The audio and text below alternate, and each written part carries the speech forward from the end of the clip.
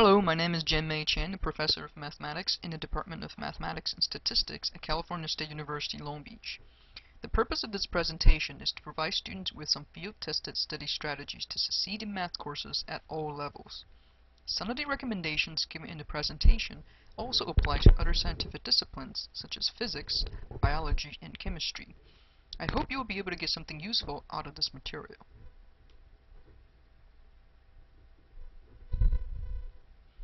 A natural sequence in maximizing your learning effort starts with previewing the course material either the day before or an hour before the class meeting.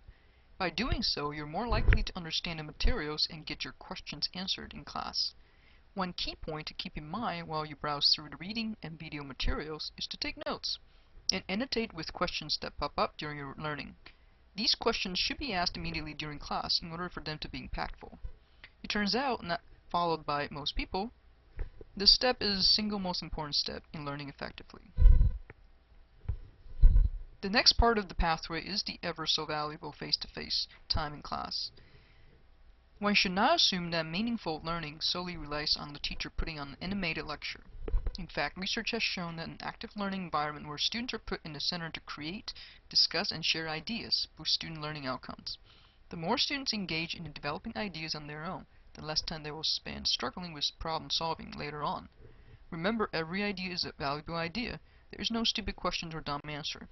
We can all benefit from hearing your opinions. So don't be shy and utilize all the human resources to help you learn. So far we've talked about previewing the materials before class and being engaging during class. By now you probably think that you've done everything possible that you should to ace a math class. Well, actually, not really. So far you have 1. Learned about how things are defined and supposed to work on your own. 2. Created and convinced yourself some new ideas. But you haven't really put these tools to use yet. This is where those fun homework assignments come into play. You need a way to be sure that what you have learned will stick long enough, and you have become creative enough to apply the knowledge to those new settings. Learning math is certainly not a spectator sport. You will not be able to be good at playing basketball simply by watching someone else play. Instead, practice makes it perfect. My trick to make sure that I actually learned something is by summarizing all of the key points and concepts in the lessons. If I can't explain those to others and myself, then I really haven't learned it. You should try it. So start practicing my PER model, the preview, engage, and review, and pay attention to those changes that occur during your study. I believe you will start to notice some observable changes in either your grade or your attitude towards learning math in general. Practicing the PER model in a conventional classroom takes dedication and a lot of self-motivation, which might be difficult to do considering your busy university lifestyle. Fortunately, the infrastructure of a flipped classroom is exactly designed to highlight this model, and you and your little brothers and sisters will probably be expected to learn in such environments increasingly more often from now on. Now let's talk about some specific study strategies that will help to make your learning of mathematics in general subjects more efficient and fun. First, be very organized in documenting important events in an easy-to-access place, such as Google Calendar. I'm talking about writing down all of your midterm exam dates and times, deadlines for homework assignments, dates for quizzes and presentations, doctor's appointments, dates for various kinds of meetings, and yes, date and time for non-school activities such as family barbecues and friends' birthday parties. These are equally important. You can put in most of the academic stuff during the first 2 weeks of school and adding the personal stuff as they are scheduled. This way, you can determine how early you should start studying for upcoming exams and projects by looking at how crowded a certain week or day is. If you're forgetful, have Google Calendar send you reminders to your phone or email at a designated time to prevent you from losing track of those important events. Believe me, being organized does not need to be hard. While keeping an organized calendar will help you to cut down study time if you have very little or very messy notes to study from. In fact, I found that most people who struggle in math do not know how to take proper notes. Consequently, it takes them a lot more time trying to understand what things mean in the notes rather than learning the concepts those notes are supposed to illustrate. The expectations for keeping good notes vary from instructor to instructor, so you want to ask your instructor for specific areas to focus on. I have a separate video note for my expectations. In general, notes should be legible and organized in sequential fashion, either horizontally or vertically. The rationale and logic behind why problems are done in a certain way should always be included to remind yourself in case you forget later on. Work should be annotated to highlight areas of confusions, so you may ask those questions to your instructor later on. Major concepts should be summarized in your own words, so you will tend to remember better when reviewing for the exams. After all, you wrote those notes. Now, try reading those two notes here, and pretend you're trying to help them with a question.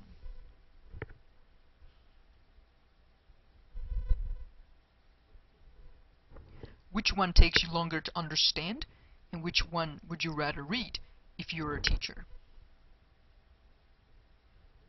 Now, do you see what I mean?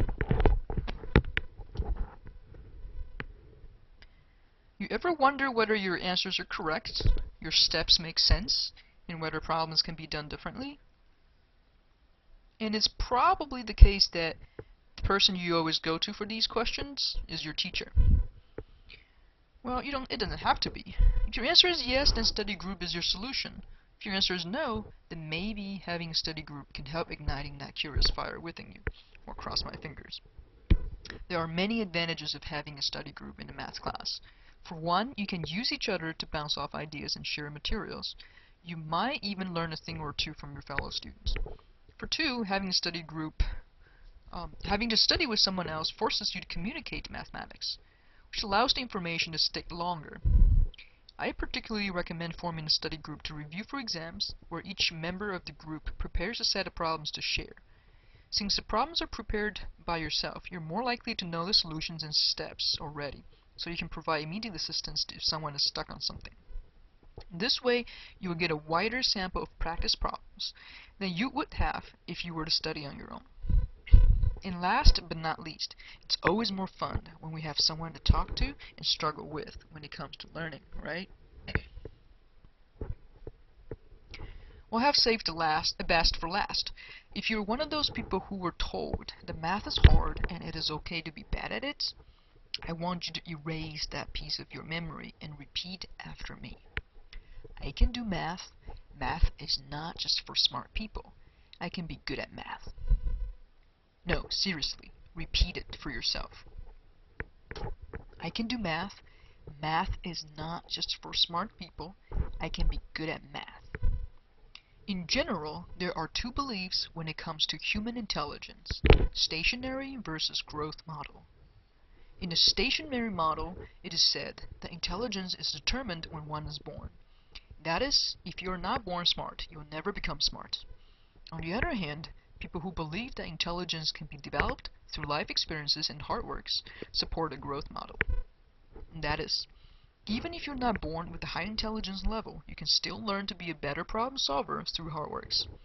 What's interesting about this is that a study shows that people who believe that they are smart at an early stage of their life tend to struggle and ultimately give up easily when they're confronted with challenges in their adult life. They feel that if they can't solve the problem right away, there is no way that they are ever going to solve the problems, even after they think about it more. On the other hand, people who believe that intelligence is a learned phenomena tends to try harder when they're confronted with challenges and end up becoming more successful in life. This story tells us you don't need to be smart to be good at math or science, but you do need to work hard and be persistent if you want to succeed in math and science. And the key strategy in helping you to achieve success in life is curiosity. Curiosity is what drives science and humanity. Without it, there will be no questions to answer, no breakthrough to be made, and no technology to be had. Sometimes even a seemingly straightforward question can lead to unbelievable discovery. So don't ever underestimate your questions and the desire to ask those questions. The tips I have given you so far serve as the most basic recipe to learning mathematics effectively. It is very likely that some things don't work for you, and you need more customized strategies. In such cases, you would want to discuss your case with your instructor as early as possible to devise a more personal set of strategies. For example, if you have had test taking anxiety in many of your previous math courses, you need to discuss it with your instructor to find out what might be causing it. In a lot of cases, this can be easily fixed by a change of study method or some relaxation techniques. If you do not have a university verified learning disability but believe that you do, you should get tested immediately to take advantage of special accommodations. You should not feel bad about discussing this with your instructor if you just remember that your professors always have your best interest in heart and will do everything to help you succeed in the class. So don't hesitate to ask for help. Occasionally you might need to take on extra hours at work, which prevents you from having a sufficient amount of time to study. Your instructor might want to know about this, so they are aware of your situation and be more willing to provide alternative arrangements for tests and other things. So hopefully the information provided in this presentation has given you the confidence and the concrete tools to succeed in your upcoming math courses. Please do not hesitate to contact me if you need more information or would like to share your success stories with me. I bid you good learning.